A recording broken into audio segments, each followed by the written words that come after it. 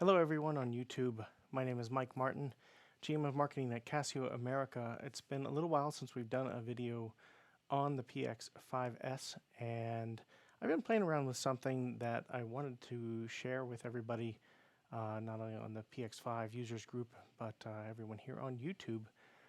So if you have questions along the way, don't hesitate to chime in here in the chat window. So there was a software instrument that came out a few months ago from Native Instruments. I think I can pull it up here. It is this guy here called Noire. It's a really interesting, despite the source instrument, it's a heavily modified version of that piano. It doesn't sound quite like that brand. And they did a really fine job of creating an instrument that is unique. It's particularly nice for cinematic work, new age work, all kinds of things. And there's obviously some things that it can do as a software platform that are unique to that. But there are aspects of it after playing with it for a little while and listening to it that I felt confident I could bring to the PX-5S. So here's sort of my first draft on this, and I will be uploading this stage setting to the Casio Music Forums website, and so you'll be able to download it there. I will also work on creating a version for the PX560, which, as you know, it takes a little bit of time to transfer sounds over to the 560. It's so many parameters. But this one, unlike some stage settings that can only be done on the 5S, I think this one could be done on the PX560. So in any case, I am watching the chat window here on YouTube. If you have questions along the way, don't hesitate. So I have a PX5S. I'll pull up the, oops, my camera moved. So sorry about that. I was trying to get a couple things ready beforehand, and there we go. So there's my overhead view of the PX5S. There we go. So while you won't be able to see the display entirely, I'll do my best to explain what I'm doing along the way. I'm also going to adjust the color balance there on that camera. Looks a little better. All right, so the Noir piano. So one of the things that makes it particularly unique is they changed the felts on that piano, and it definitely has a soft character to it. And so on the PX5S, sort of the place to start, for me, there's a preset on the PX5S. You'll also find it on other models called the Dolce piano. And I took that piano sound and worked on it a little bit to make it even mellower. So it's a very...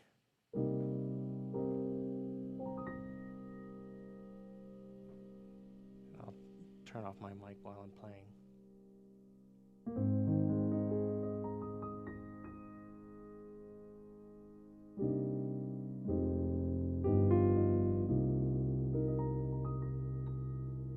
So as you can hear, it's just a very mellow, nice, melodic sound.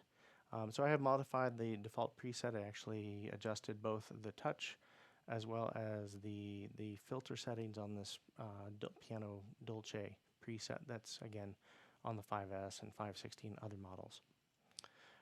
You know, another natural ingredient for that sound is reverb, of course. So I have that assigned to a slider over here.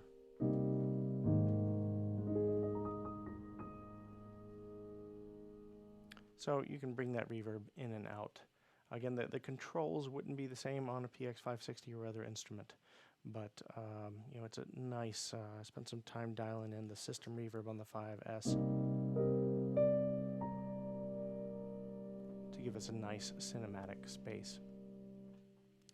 So the next thing I've done, and this is first time I've ever heard anything like this, was in, again, this Noire instrument, software-based instrument, where they mic'd the piano using what is typically a subwoofer or like a kick drum microphone, and they put that underneath the piano. And so they have an element for sub that you can bring in for the low end of the piano. And it's honestly kind of a simple sound to recreate. So I have one of the sliders here assigned to that. So here's the piano without that.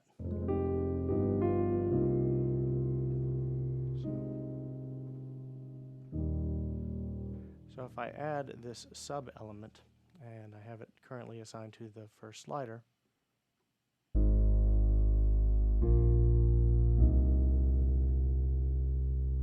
get an idea.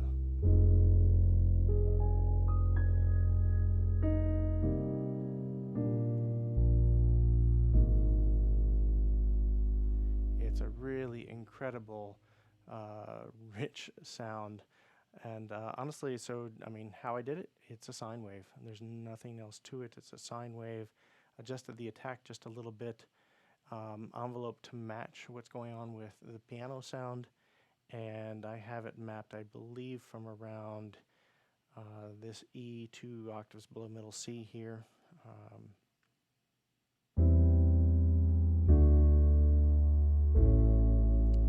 It's just really amazing and rich.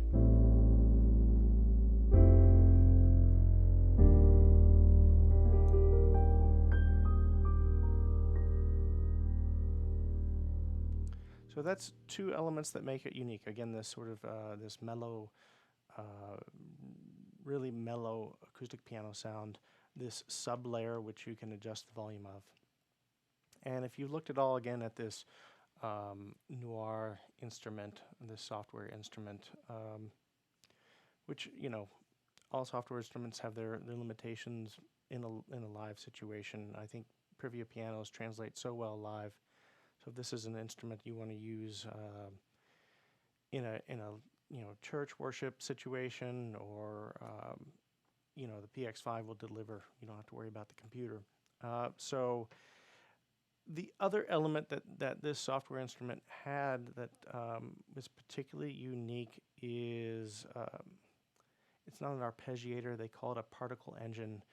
Other companies, Korg has things like Karma and other technologies that help you get some animation in the sound. The PX-5S, it has a phenomenal arpeggiator. And in this particular case, I'm using that, and again, completely controllable, to create some of this animation to the sound. So I have that on one of the zones. I'll turn that on real quick, just to give you an idea of what that sounds like. So it's like a pad, but we're using elements of the piano sound to create this element. So it still remains organic.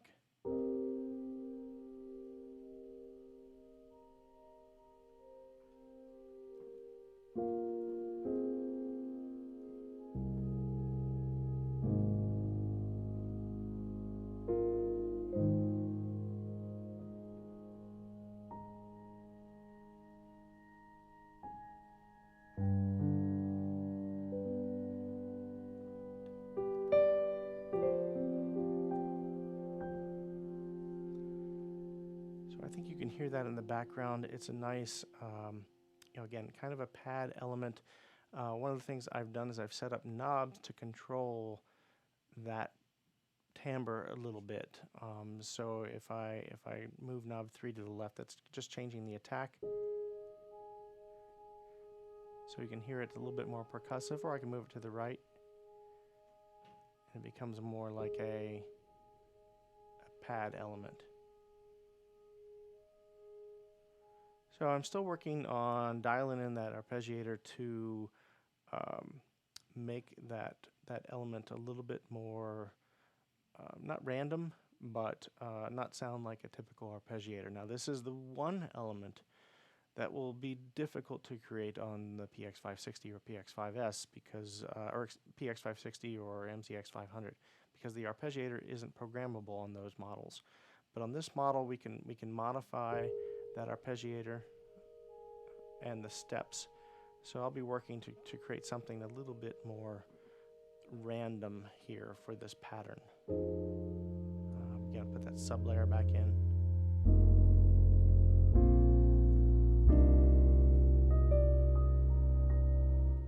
So it's pretty pretty slick experience at this point. So I'm going to take a quick look at the YouTube comments. Hello, hello, hello. Could you share your stage setting? Yes, it's going to go on to Casio Music Forums. Absolutely. Victor, yep, I always see your comments for a black PX-5S. The color won't change the sound of it. Let's see. Sounds really nice in your studio monitors. Yeah, it sounds nice in my headphones. Christian, nice to see you. Yeah, thank you, everybody. It's great to see you, too. So I could take this a couple steps further. There's things, obviously, that the PX-5S has in its pocket that make it particularly unique. In addition to that sub-layer and the arpeggiated layer, which I'll change a little bit. You know, the PX-5S is a monster at creating pads, so we can go to some areas, some territories that that particular software instrument on its own can't go.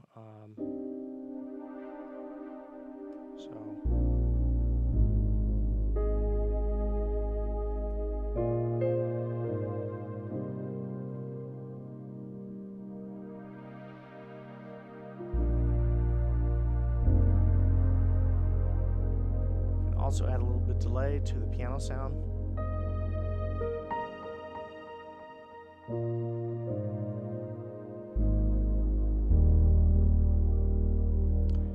So right now I'm actually only using 3 of the 4 zones on the PX-5S to create this.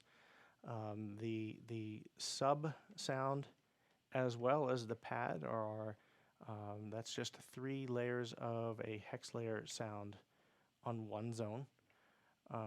The arpeggiated element, the particle element, that's on its own zone, and of course the piano itself is on a zone. So that's the 3 of the 4 different sounds being used. So again, just taking a quick look at comments. Again, appreciate everybody participating here. So I'm going to take a sort of a deeper dive into some other components here. There's a couple other things that I've been experimenting with. So this part is not prepared. I'm going to turn off some of the other zones. Just go back to this sound here real quick. This is the sound that is being used as the arpeggiated element, and if you can tell, it is a piano waveform. I have altered the attack, the envelopes, to give us something different. If we dial that piano sound back in,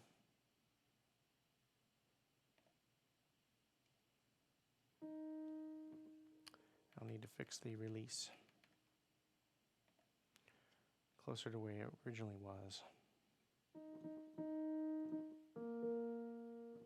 So not perfect, but close. All right, so here's if you notice, this is a very different sounding piano. This is using hex layers. I'm just using 2 left and right stereo elements of the lowest dynamic of the piano sound.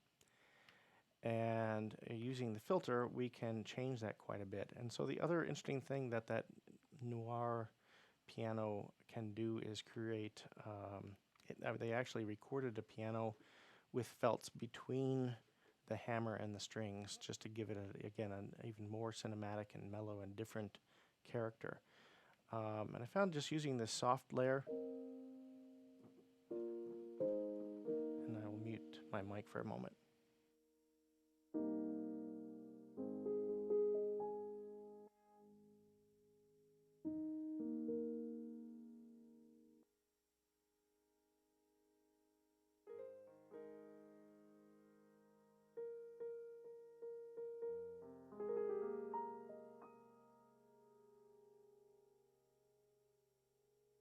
You notice I also had a panner on there, which I had on for the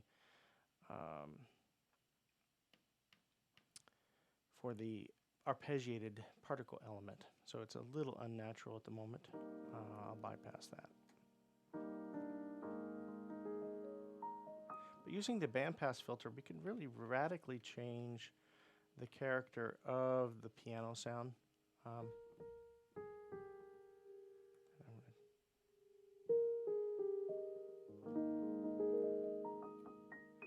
So I'm going to experiment with some variations on this sound that give us some other just really nice soft elements. And again, you add some reverb in.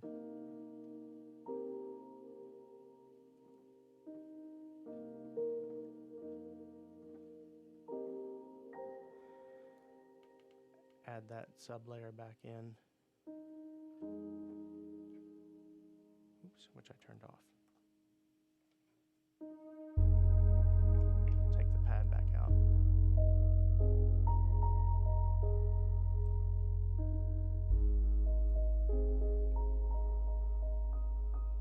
So there's, you know, some other ways we can take it by, again, using filters and modifying some, you know, just using elements of the core piano sound in a unique way. Again, the PX-5S has so much to explore, and, you know, to this day, we continue to only touch part of it, and add a little delay back in there.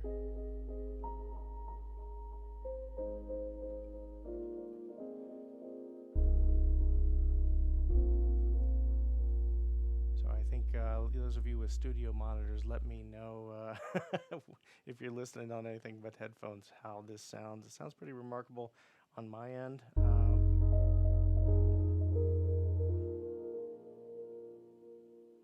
So again, that's sort of a variation that we can make on that first version that I came up. So someone says, love my Casio watch. Also own a Casio synth. Awesome. Thank you. Supporting my employment.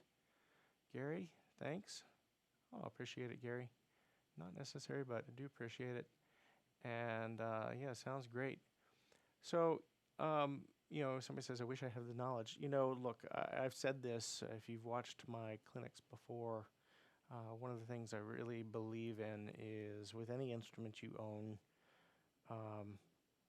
first of all, you don't have to be a programmer. You don't have to be, but the way I learned was by taking things apart.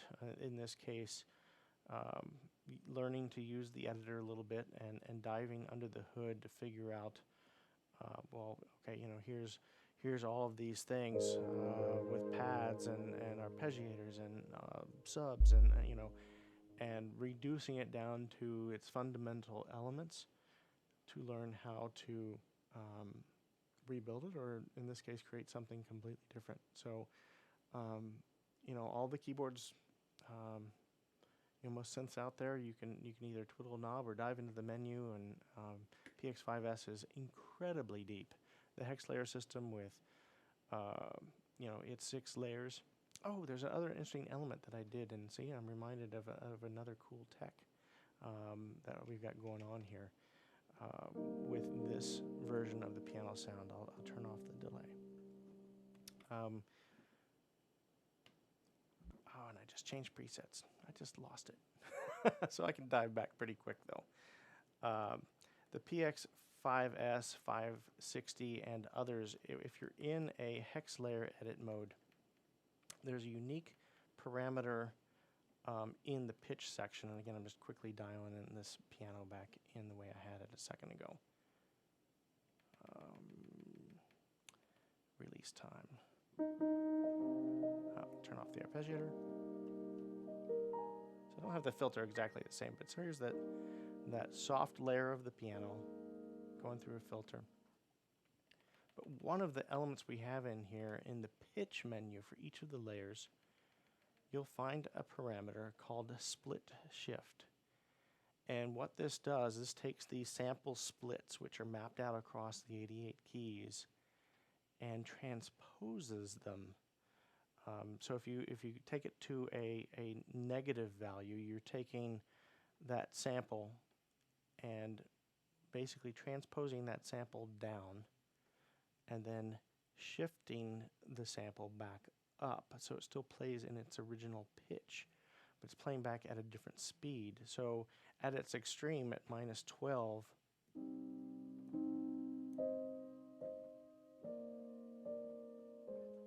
the piano really, I mean, sounds like an old piano. It's a lot darker sounding. The DSP's back on. There we go.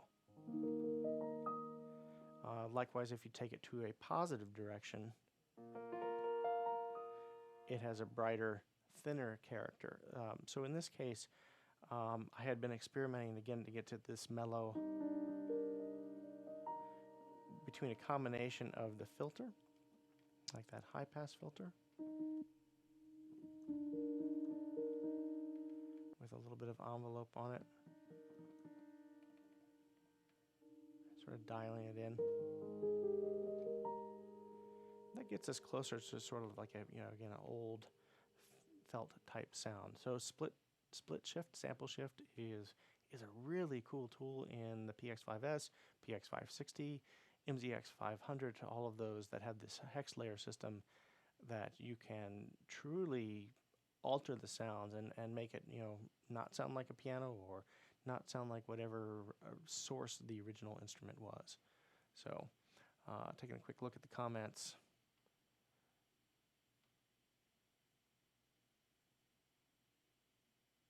As far as possible jobs, Central America, you need to contact that Casio distributor. And again, Victor, your comments are heard. I think there's a lot of people waiting for a PX-5S with the different action of the new PX-S series, but currently this is currently still our flagship stage piano. So I'm not going to go too much further tonight. I just I was experimenting with this a little bit, and just to summarize, I took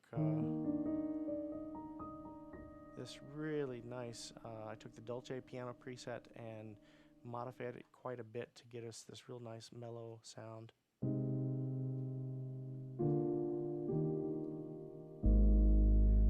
I have this new sub layer that's happening down in the lower octaves of the keyboard.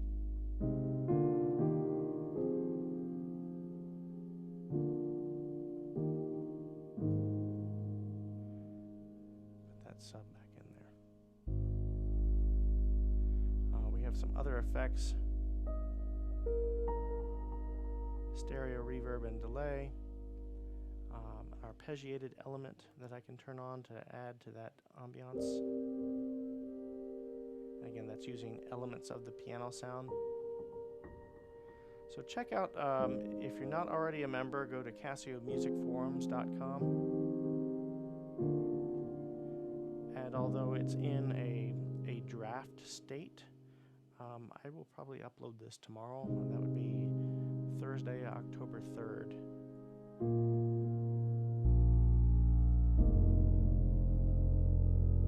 And I'll take your feedback from this video and comments there on the forum to finalize this up and also give you a few more variations. So anyway, I appreciate the comments, everybody. We're going to sign off for this evening, but I hope you dig this this new piano sound, this Noir Grand, and appreciate you diving in with me tonight on this as it got dark and rainy outside, on this cinematic journey with this piano sound. So appreciate the comments. We'll see you on CasioMusicForums.com, as well as the Facebook groups for the PX-5S and otherwise. And for now, my name is Mike Martin. We'll see you next time. Thanks.